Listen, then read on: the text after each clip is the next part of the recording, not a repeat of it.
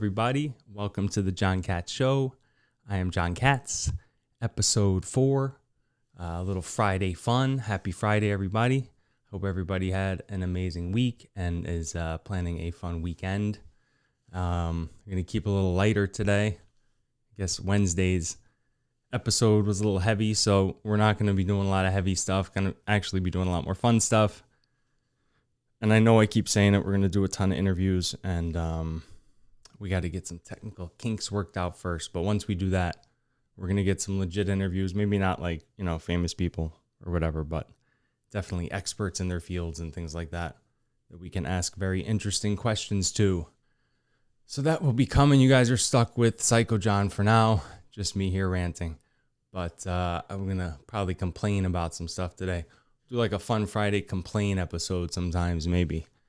Light stuff, like I said. Not heavy topics. I'll be complaining about fun things, kind of. Anyway, 4th episode. Like I said, I've been wanting to start a podcast for a very long time. And it's funny, like I didn't want my friends or family to see it. Made for whatever reason, and a lot of people are probably like this, I guess, but you're a lot more comfortable sometimes showing things to strangers than you are to people that actually know you, obviously.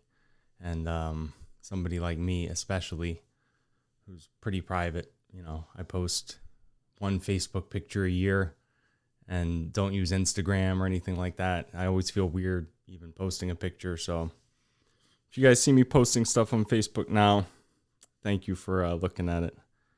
Going to be a little more active on the gram or whatever they're calling it these days. IG, the gram, I don't know. But it's been a grind. The technical part was the main reason I haven't done this in so long is the technical aspect. I mean, I have no clue how to use any of this stuff. I'm learning computers and cameras and sound equipment and all that type of stuff. So, I was hesitant to show it to people, and I was hesitant to do it in the first place because of all the technical stuff. But, if you guys have, by the way, this is what I was saying in the first episode. If you guys have any project or goal or weird thing that you like to do or sell or make, or, in 2020, I'm telling you, you can start any kind of, you'd be amazed the stuff that you could do and probably make comparable wage to whatever you're doing now that you might hate or might not even hate, but maybe you're not passionate about. They call it a side hustle. I'm not going to be Gary Vee in here or anything. Don't worry. But start a side hustle, try it out and even try to transition to it. The tech stuff, but I'm telling you, like, if you just visualize something and just say, okay, this is what it's going to do, wrap your brain around the particulars. What do I have to get? What do I have? How do I have to set it up? Whatever it is you're doing. Visualization is key. And then just do it, decide to do it. It sounds cliche. Just send it, as apparently the young kids are saying these days. Just send it when they got to do something bold, like cliff dive or something. I was just thinking about, I was reminded earlier of, I use this analogy in life sometimes. I don't know if you guys know Travis Pastrana. He was Moto X Daredevil type dude, but back in the, I don't know, was it early 2000s maybe, late 90s even, when they were first doing the Moto X games. I guess it had to be 90s. Someone correct me, but the main goal for all these guys, right? They would do all these tricks for years. They would do these side tricks and kick flips and I don't know, all kinds of stuff. This is dirt bikes. They were riding dirt bike motorcycles off big ramps, and they would get graded on how insane their trick was. And the ultimate trick was to do a backflip. Nobody could do a backflip. They would do it in foam pits and they would practice it, but it was considered so dangerous because you're doing a backflip, 50 feet in the air. I don't know how high they go. Above dirt, you land wrong, you're not riding again and maybe not walking out of there. So It was a big mental hurdle. In any case, Travis Pastrana comes in one year and he lands one in the competition. If I butcher this story, somebody from X Games, some expert X Games fan can correct me. But anyway, as I remember it, he does the backflip. He gets a perfect score. It had never been done before. So rightfully so, he gets a perfect score. I think someone landed it at home or something. Anyway, the next year, several guys did it. I don't remember. 5 guys did it. I'm making up a number. But it wasn't just him. So for 10 years, 20 years, nobody could do it. And they were afraid to do it. But now they saw Travis do it. And then it was like, well, we can all do fucking backflips now. Sorry, Mom. My mom told me not to say the F word as much. I don't know if that's possible. I might work on that. We'll see. We will see.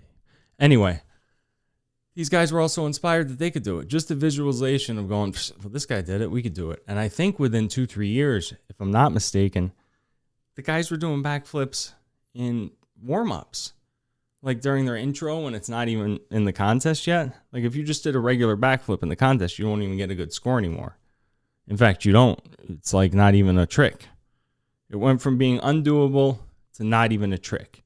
Now you have to add like crazy variations to it and do double, but they do double backflips now. They do front flips yet? I think some of the front, I don't know. But you went from everybody afraid to do it to it's not even impressive within a span of a couple decades. Long tangent there. Anyway, just means if you visualize something, if someone else can do something, you can do it, right? We talked about a lot last time. You come from anywhere, you decide what you want to do. You just do it. The only difference, I always say this to people, if you see someone doing a job, and you'll often see someone doing a job that you'd love to be doing, and you think, that person's not as good as I would be at that, or they don't know what I know about that, or the only difference between you and that person is they decided to do it, right? They just decided to devote their life to it, and you could too. And if you devoted your life to it, or even a chunk of your life to it to start, then you'd be as successful as they are, or more successful if you're better at it. So the difference between these people and those people, they did it. You can do it too. That doesn't mean the main message, the main theme of this show, right? If you did it, anybody can do it. But like I was saying, my mom also said, I think she was the one. Don't say that much. Do I say a lot? I don't think I say it that much compared to a lot of people I hear. I use other techniques when I stall like this. Like I just start bullshitting about nothing so I can think of what I'm going to say. No, I didn't want to show this to my family and friends. Like I said, I wanted to just kind of put it out for strangers. And my main goal was to get one episode recorded. Just for me. I didn't care if anyone listened to it. The tech was so overwhelming. I said, if I could just record one episode that looks good and sounds good, I didn't want it to look homeschooled. No offense to homeschool kids. I wanted it to look legit. I wanted it to look not like your 7th grade news announcements in the morning. Audio, video, whatever. So just to have one under the belt, I'm like, man, that's an accomplishment. That's all I really care about. But I was like, it's fun. Fun to just talk about whatever. And people think, I don't know. My family gave me some critiques, as families do. Family and friends gave me some critiques. We could talk about a couple of those, I guess. My mom also says I'm ratting her out for everything. She said, don't talk about me either. But here I am talking about her. So my wife knew I was doing the podcast, by the way. She was the only one that knew I was doing it, but I didn't want her to hear it either. I just wanted strangers to. I told her, don't find it. Like, don't listen to it. I didn't want her to see the thumbnail or anything. It's very private about whatever. I don't know. I guess that's the point I'm trying to make, right? Because you might feel that way about whatever weird thing you have in your head that you want to do. And you're just like, I don't want to show that side of myself to people or whatever. So just do it, man. What's the difference? You'll be dead in a few years. Not a few. You'll be dead in many years. And you'll look back and just wish you did it. So this is one of those things. But yeah, what did my mom said? My mom said smile more. And she said smile a lot, so I'm going to smile more. This is a fun episode anyway, so I'll be smiling.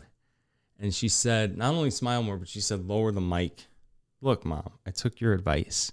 She said, lower the mic so that you could see my pretty Shayna Punham, they call it in Yiddish. Pretty face, Shayna Punham. Typical moms, bruh. So I lowered the mic. I'm going to smile more. I don't know about not saying as much. We'll see how that goes. Who else? My wife and her high school boyfriend, who's also my friend for the last 10 years and coworker, both had the same exact advice for me. Not surprisingly, no wonder. They were such lovebirds, which was just be yourself, man. Just relax. Just, talk to them like you're talking to me or your mom when you yell and rant about things. Just like how you are in real life. Like, I don't know if these people are ready for the real life John, you know what I mean? I don't want to alienate people too fast. You gotta reel them in before you scare everybody.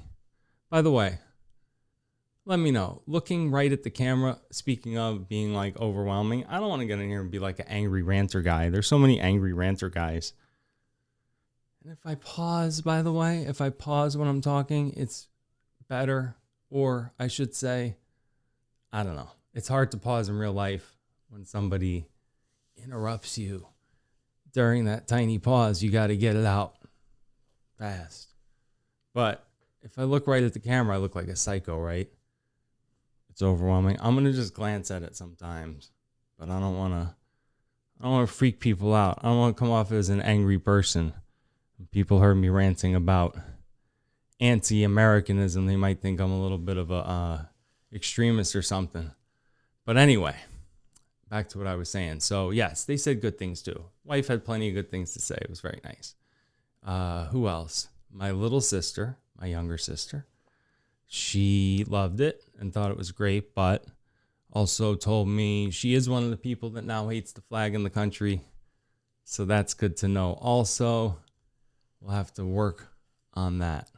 Hopefully, we will see how that turns out. My older sister, shout out to Sarah. Sarah, no complaints. Always my biggest fan. Such a hype crew, as they say, Sarah, for me. So thank you. She was so impressed, so amazed. Thanks for always being my biggest fan. Anyway, so they all had plenty to say, plenty of nice critiques, plenty of compliments. I got a million nice, surprisingly, the best part, I decided to put this on Facebook. What I was leading up to, sorry. So I didn't want anyone to see it. Jumped ahead there. I decided Wednesday's episode, I put this thing on Facebook. I said, screw it. There you go, Mom. Screw instead of. So I put it on Facebook. I let all my friends and family see it. And I got the most amazing, nicest responses from people I wouldn't even have thought, and old friends and old coworkers, messages and texts and calls and, just the nicest things. And I really thank you so much. Everybody that wrote something nice or said something nice, I really, really appreciate it. Like I said, it'll only get better from here. I'll make it better. So keep listening, and I appreciate you sticking with me and watching and listening and subscribing and all that kind of stuff. It's really, really amazing. I appreciate it more than you could possibly know. Thank you. So anyway, one of those calls and texts, I spoke to a dear childhood friend, my man George. George and I grew up together. I've probably known him since nursery school. We lived on the same street, 3 houses down or so.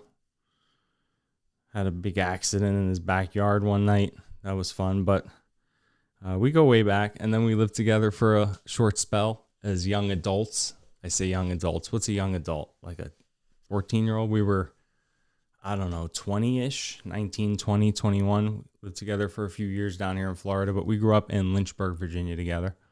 And we were talking earlier, And he, based on what he heard in the episode, he said, my mom, who, she's from Lexington, Virginia originally. He said, my mom just going through this exact same experience.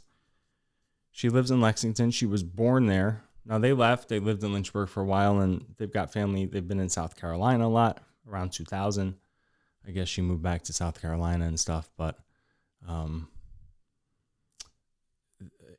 she's born and raised there in Lexington. That's where all her roots are. She's got her family buried there, et cetera, et cetera. So she just moves back there with her husband, and the town's in a frenzy with all the stuff that's going on. So I said I'd keep it a fun episode. I'm going to just breeze through this real quick. So my apologies. Long story short, they're selling their house and they're moving because of all the stuff that's going on with the racing history. Now, he sent me a copy of the letter. I just wanted to comment on it, read it for a second, or read a few segments, snippets from it, whatever you call that, just because it really touched on some of the points we made. And, this is from Wednesday's show, so I just wanted to touch on it now before we moved on so that it was still pertinent to the more recent episode. In any case, she starts out, this is to the city council's office in Lexington, Virginia, just explaining who she is and her situation, just so they're aware. They're changing the name.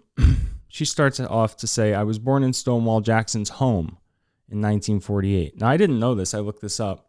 Stonewall Jackson's home, where he grew up in, the Civil War general, where he grew up in Lexington, Virginia, was a hospital. It was a memorial hospital from 1907 to 1954. So there's a lot of babies born there. They call them the Stonewall babies, apparently. I just learned this, like I said. But so from that period, she was born there. A lot of people were born there. And now they're changing the names of these things. They want to change the name of the hospital, I believe. I read that they just changed the name of the cemetery. City Council voted 6-0, the Stonewall Cemetery, where her family members are buried. Again, I'm not arguing Stonewall if he was a good... By the way, people should look into Stonewall Jackson. It would be useful. Again, is everyone that's born in a certain period of time just evil at inception? Conception? It's impossible, right? It was a different time period. Look specifically, if you look him up, he was a teacher. Pre-Civil War, he was a teacher at an academy, Virginia Military Institute. Shout out to the basketball camp from 1980, whatever, when we went there. I made a fool of myself on the court with George and them. George was there with me. Remember VMI basketball camp? Anyway, okay. Stonewall Jackson, pre-Civil War, was a teacher, and specifically a teacher of, and made a point to be a teacher of black children. There's a lot about his, people are complicated. Nobody's all one thing. There's a lot about his history people can learn. And if you're born into an ugly time period, and you're a teacher or an instructor or something, well, you may not be able to change the laws, but you should look at what these people chose to do on an individual basis within the parameters that they were restricted by. Some chose to be more noble men. Pre-Civil War and post-Civil War, what certain people went on to do with their lives. Imagine someone, I was going to say, imagine someone taking the worst thing you ever did in your life and then making it the only thing that they talk about, but it's actually more egregious than that because they didn't set up that system. They chose, in many cases, to act above it. And if you didn't fight for your state back then, there was nothing lower. They wanted, Robert E. Lee to fight for the Union. They thought so highly of him. He can't be a traitor to Virginia. There's a lot of nuance there that people should look at. Anyway, so she writes this letter. Excuse me. Let's take a little sip of water. She says, I was born in Stonewall Jackson's home in 1948, and I'm proud of the fact that I am, one of the Stonewall babies. Like I said, they call them that. I grew up in Rockbridge County, which is the county where that is, and then moved to South Carolina, etc. for many years. Her husband and them moved back, and now they're planning on selling the house. She says here, I have a graduate degree in history, so I have an appreciation for the past. I have many relatives buried in the Stonewall Jackson Cemetery, including, I won't say the name, for whom I am married. I truly don't understand why the current culture wants to destroy our past. This is key here. One appreciates the past, learns from the past, and moves forward in a positive direction. Nailed it, right? Appreciate it, learn from it, move forward. If you don't know it exists, you can't learn from it. And then you're, like they say, you're doomed to repeat it. And we're not going to rehash that. I can't help myself. I can't help it. I can't help it. Okay, next. She says she's now advised her granddaughters not to attend Washington and Lee, which they were planning on doing. They're doing the same nonsense over there with the history erasing. Okay. It's just a perfect example. You're born in a place, your roots are in a place, and even then, they've jumped the shark so much, as they say, that people don't even want to live where they're born and raised and where their families are. It's crazy. It's crazy. We got to really take a better look at that and ask ourselves why. Why all the hysteria lately? History over hysteria. That's our new slogan. History over hysteria. Okay, another letter. This is actually a viewer or listener emailed in a letter. Can you believe it? I have like a real listener. I don't even know who this is. Maybe it's someone I know and they're just using a fake name to be nice. But I got a legit viewer question. I'm going to read it too and answer it. It was a very probing, good question. I like it. This is Danielle from Utah. Danielle says, I'd like to submit a question for the pod on the topic of cultural problems and thinking that they are best addressed in one-on-one conversations. Something we had touched on in the first and third episodes. You know, having an open mind, exactly what we're just talking about. Having an open mind, learning things, having people convince you or enlighten you or just provide you with info that, you know, useful stuff that changes your opinion. Let me read her question. I'm such an asshole. Okay. They are best addressed in one-on-one conversations. Do you have an example of a time someone you know changed your mind about something you felt strongly about or you changed someone else's mind? What do you think were the reasons that was able to happen? Love the show. Looking forward to future episodes. Thank you, Danielle.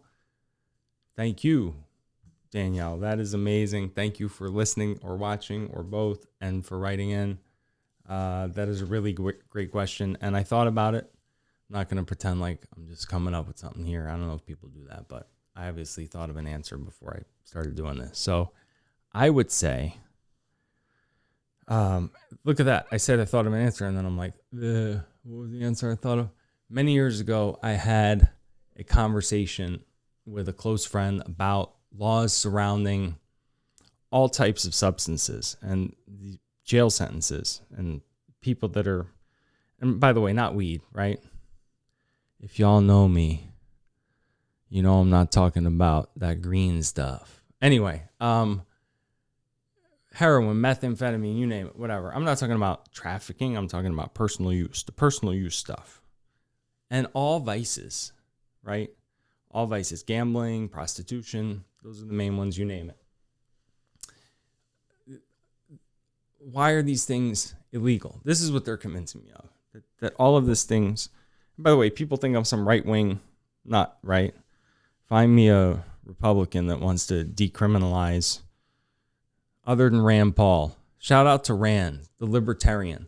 Anyway, who wants to decriminalize everything? And you say that to anyone. They say, what? You know, even like the hard shit, like crack and heroin and stuff. Yeah. Decriminalize all of it. Me having an open mind to this person explaining why we should do that and then backing it up with evidence completely changed my viewpoint. And it's something I now rant about to people all the time because I think it's important. And this is the argument they gave me, and I'll regurgitate some of that and expound on it, I guess. But there's no reason that the federal government or any government, state government, local government, why should the government have a say on what you ingest into your own body? These victimless crimes, people usually call them. Right? So if I want to sit home and shoot heroin, first of all, if the government does have a say in that, right? The solution shouldn't be you're sitting home shooting heroin, or you're sitting on the sidewalk shooting her, whatever, or in a house. Let's now stick you in a steel cage or stick you in a box. Excuse me. And then if you do it again, you go into that. I keep burping on here. I apologize for all the burps.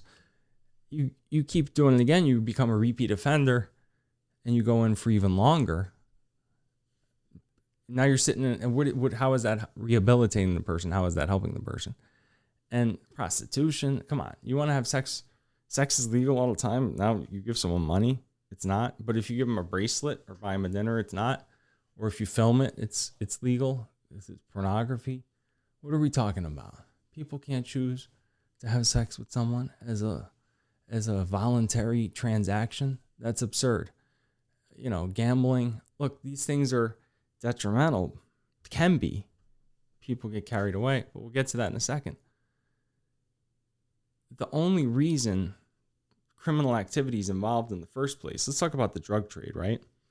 The only reason there's a violent criminal act, you look at all these murders that are going on in the country, a lot of them, that's all gang territory. And whenever there's gangland murders, you better believe that's because of the drug trade. You remove that immediately.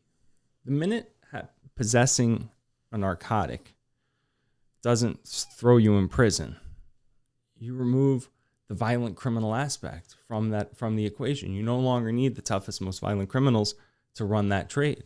Why would you? It's the same reason that, gangsters were running alcohol during the Prohibition. No one's running it now. I mean, companies are. Not that I'm saying you should sell heroin in stores. But in any case, it's not the government's place to say that you shouldn't use heroin or use a bad substance. And if they wanted to do anything, the shining example of this is Portugal. Portugal decriminalized everything overnight. Violent crime, correct me on these stats, violent crime plummeted like 80-90% overnight. And what they also would do is treatment programs. So you say, well, what are you going to just let these people die? Okay.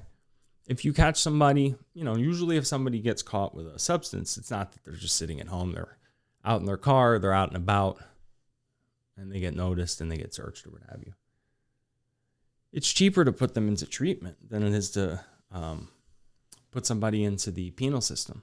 It's much more expensive to incarcerate somebody than it is to treat them. So you might as well just treat them if you're going to do anything at all.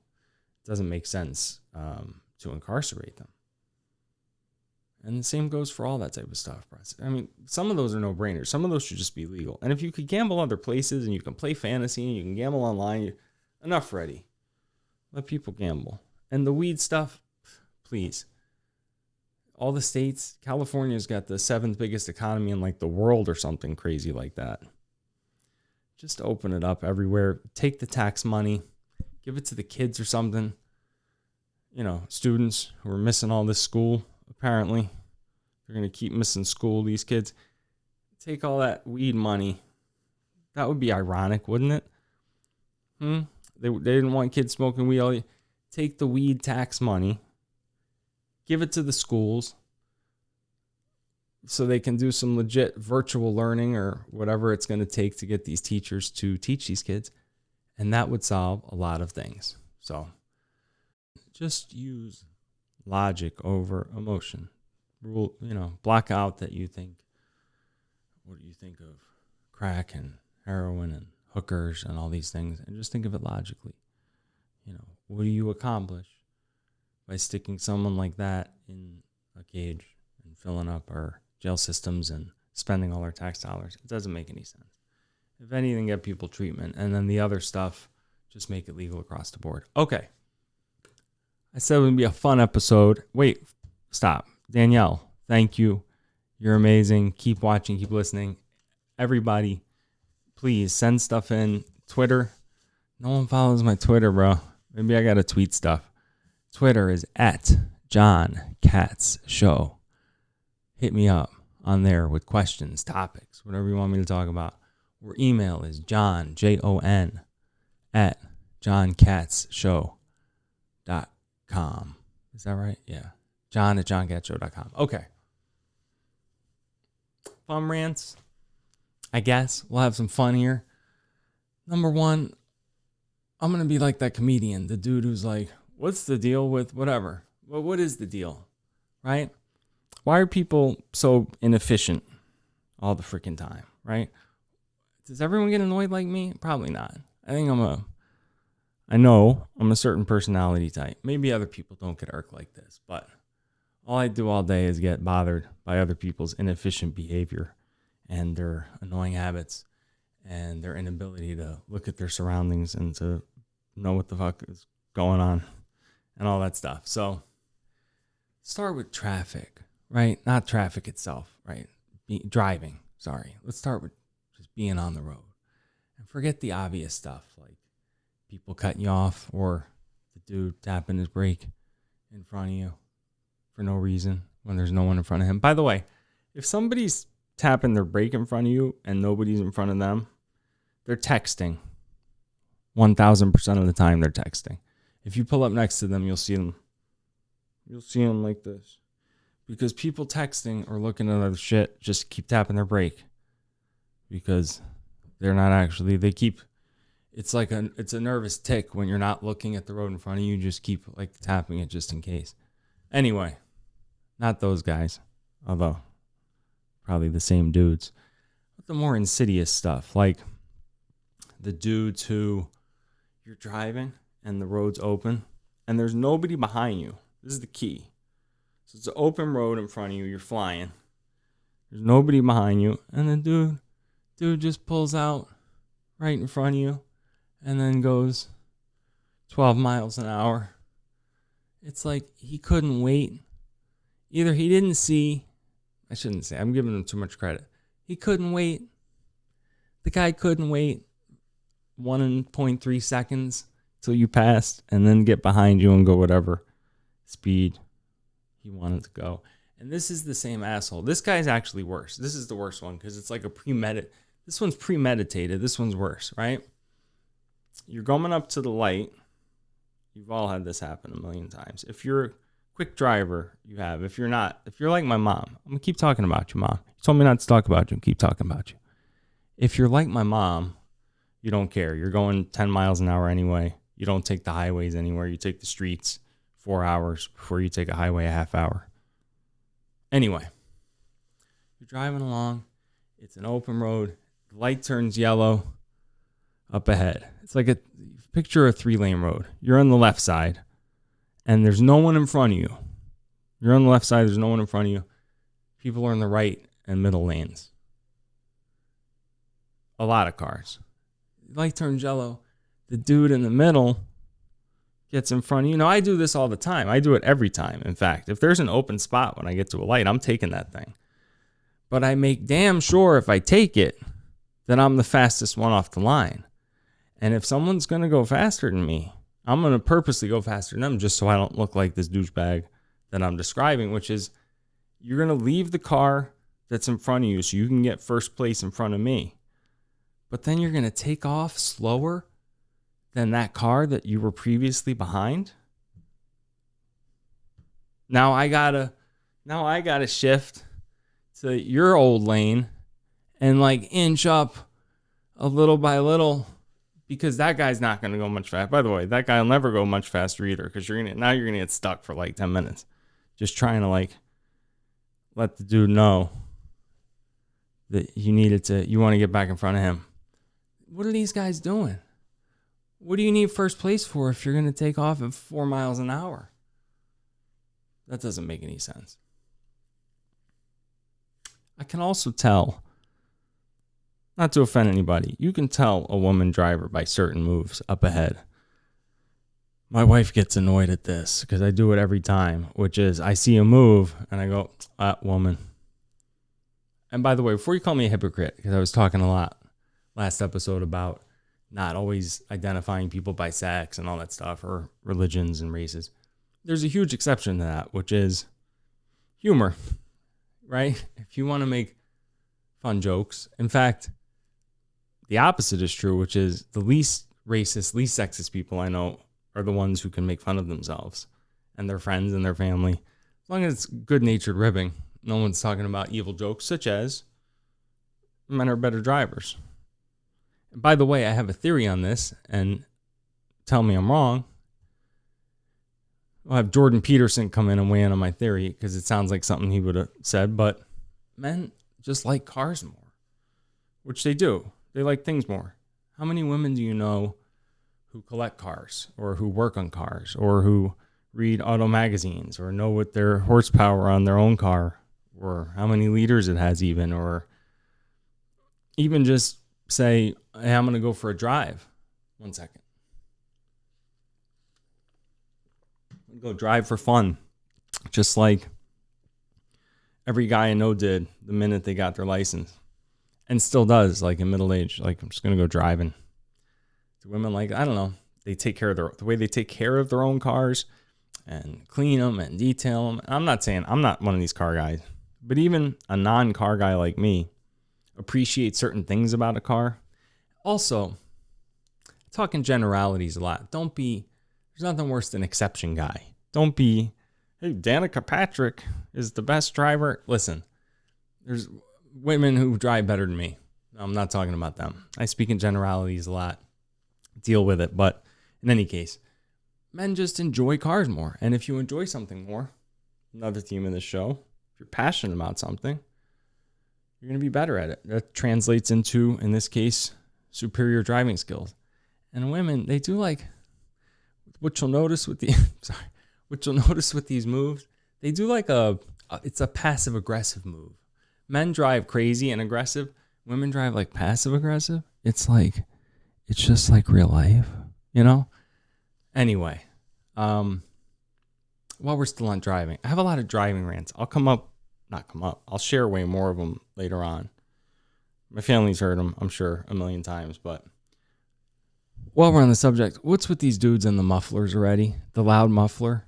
Like, unless you're driving a Ferrari or a Lambo or something that just naturally sounds like that, what are you doing with the 97 Hyundai hatchback and the cutoff muffler? Are these, and with the bass too? The bass seems to have dissipated a little bit. I feel like the bass was huge in my day, in the 90s and stuff. But these mufflers, man, they're always on the worst cars. Excuse me. Who are these people trying to impress with the muffler? Are they doing it because they themselves like the way it sounds? Or do they think other people like the way it sounds? And has anybody ever been like, damn, that's a kick-ass muffler, bro? Like, other than other dudes, are they trying to just impress other dudes that are into those mufflers? It's a very small audience. Maybe they just like the way it sounds. I don't know. My last one about driving. This is it depends where you live, maybe. There's certain neighborhoods that are, not necessarily that dangerous. Like, you're not actually on the streets. You're just kind of in a neighborhood, a complex. Again, South Florida might be different than a lot of places, but what's with these, again, what's the deal, guy? That's me. What's the deal? What is the fucking deal with these families on bikes, right? With the helmets on and stuff. First of all, why are you and your 5 children all wearing helmets going 2 miles an hour where no cars drive and there's like a speed bump and stop sign every 4 feet? And then worse yet, as if you didn't have to embarrass all the kids with the helmets, what do you have to stare at me for when I drive by? You know what I mean? You go by these people, for whatever reason, the whole family just stares right at you. And by the way, I find the same thing when I'm the driver. People just have a staring problem. You ever notice you're driving and... Sorry. I notice the same thing when I'm the pedestrian. If you're walking, the drivers always just glare at you as they roll by. What's with that? People just like to stare. The helmet family really is the worst, though. I can't take these families, and they got the masks on now too. So you got the family with the helmets and the masks, and they're all just glaring at you. That's a tough one. That is one of my pet peeves. Moving on from driving, while we're in the travel category, what's the deal? What the frick is wrong with, if you ever want to see the just blatantly inept, inefficient stupidity of humankind go to an airport and then not even the obvious stuff, the security line. Everyone talks about security. We all know the issues with the security line and the security personnel. I'm talking about watch other people try to board a plane and stow their luggage and put their luggage into compartments up top and take them down. Watch people try to gather their shit together when the plane lands and try to organize themselves and their families when you're in a hurry to get off. Again, is everyone I don't know. If I sit in the back of the plane, I'm horrified because I'm that's an extra 40 minutes of my life and it's going to be spent staring at the backs of the stupidest people's heads. I usually do this thing where when it lands, as soon as it starts to, we pull up the tarmac, as soon as it starts to inch up at the end of the tarmac, I get up and I bolt toward the front, especially if I don't have a carry-on. I usually just have a backpack, especially. You can make it all the way to the front. One time I went up there, I tried to slip into the bathroom. I figured I'll slip out of the bathroom the second I can get off the plane. But the guy was on to me. He sent me back to my seat. I said, what if I was sick? Would they just make you just poop out there in the aisle? So I try to avoid that, but just watch the way these people do this. Inefficiency. If everyone moved, by the way, with driving too, I always have this thought in my head that if everyone drove like me, there would never be traffic. Other than accidents and oil spills and shit like that, there's not going to be traffic if everyone drives correctly and fast and efficiently. Why would there be? It's just stupidity. Just we could all get off that plane in 4 minutes. If everyone had my mentality, we'd all be off that plane in 3.5 minutes. I guarantee it. Guaranteed. But it takes 45 minutes if you're in the back. I'm not even exaggerating. The other issue with the airport to me, other than the people, this is the one that really sticks in my craw. This one they get you on a lot. Is you're getting on the plane. First of all, you have these zones now, right? So if you're in the last zone, you have to get on last. By the way, I like getting on last, but they're not giving you a choice. So they're saying you have to get on last.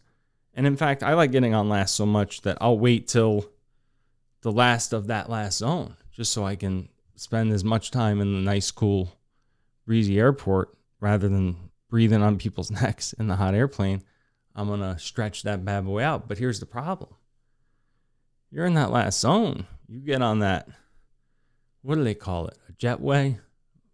A bridge? A jet bridge? The tunnel? You get in that tunnel. Jet walk? What's it called? You get in that tunnel and you see him coming a mile away. You see that energetic flight attendant. You know she's going to come tell you that you can't take your carry-on on the bag. Can't take, your carry-on bag on the plane. Because now they're out of space. By the way, did they not count these originally? They always just get the last people. Why not screw the first people sometime? Let the last people get a break. But they come up. By the way, I do a thing where I don't even give them my bag. It usually works. I got rejected last time. I just go, no, sorry. I need stuff in it. The last time I said that, the girl went and got a bigger dude, like you see in the movies, to come over and tell me that if I need something in it, that I could take it out now. And then he could still take the bag. I didn't want to be one of these people on YouTube getting arrested at the airport, so I just gave him the bag. But here's the kicker, right? And I told them this when they took it. I said to the guy, when I get on that plane, I guarantee you there's going to be plenty of overhead space available. Not only was there overhead space available, I was the last one on the plane. It was right above my seat. And I was like aisle 17. It was wide open. Nobody had a bag in my overhead. So, what are they doing? Don't take my bag. If you tell me I can have a carry-on, I can have a carry-on. That's my main flying pet peeve. I'll throw a few more of those in there. And we got a ton of complaints and pet peeves. If you want to see a Jew complain, you came to the right place. Because I got these for days. So future episodes, plenty more complaints. Okay, here's one of my big rants. Landscapers. What's the deal with these landscapers, right?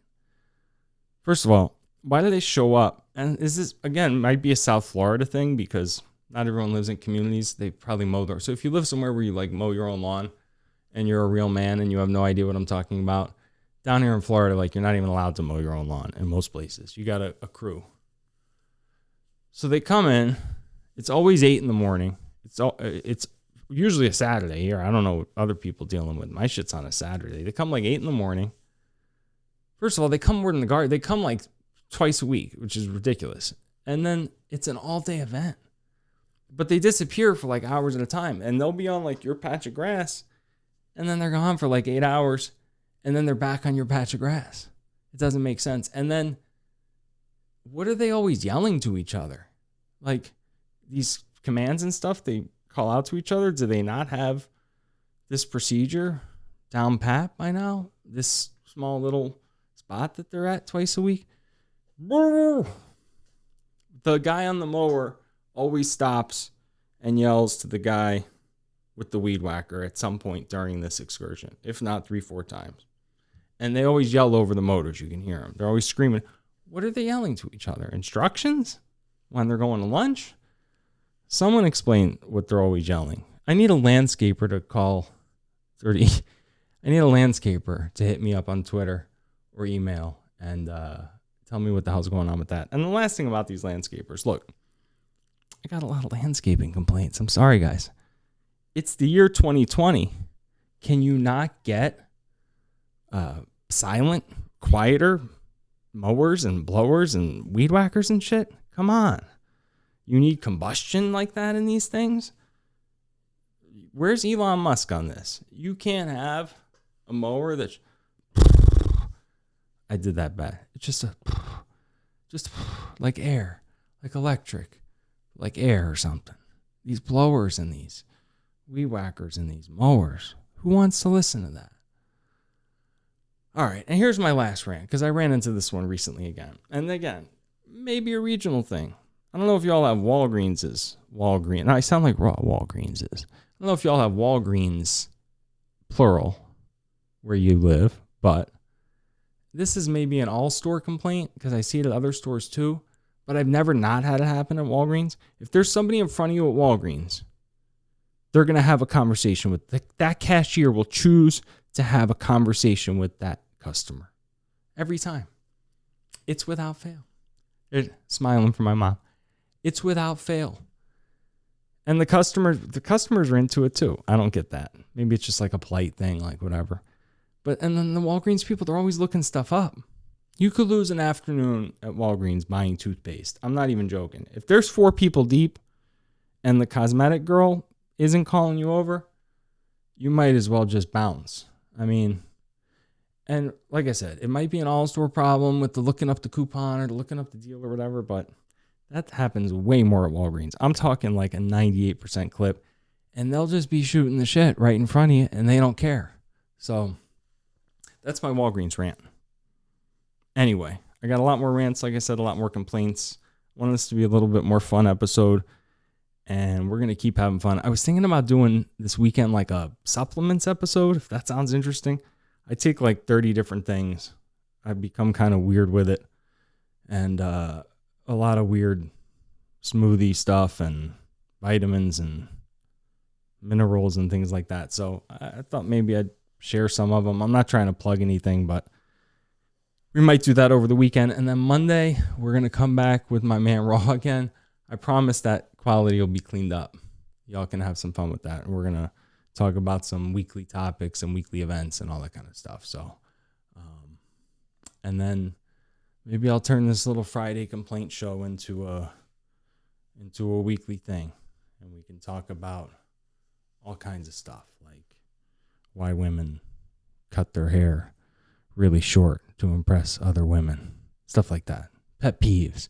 It'd be like Pet Peeve Friday or Johnny Complains Friday. We'll figure something out fun. Anyway, seriously though, like I can't even thank you enough. If you're somebody who's listening to this, just me, some idiot talking here in this little room, I don't know.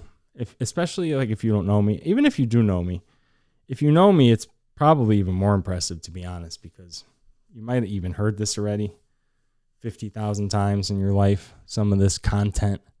But whoever you are, man, it's fucking amazing that you're listening or downloading this or any of that stuff. So thank you so much. I love you all.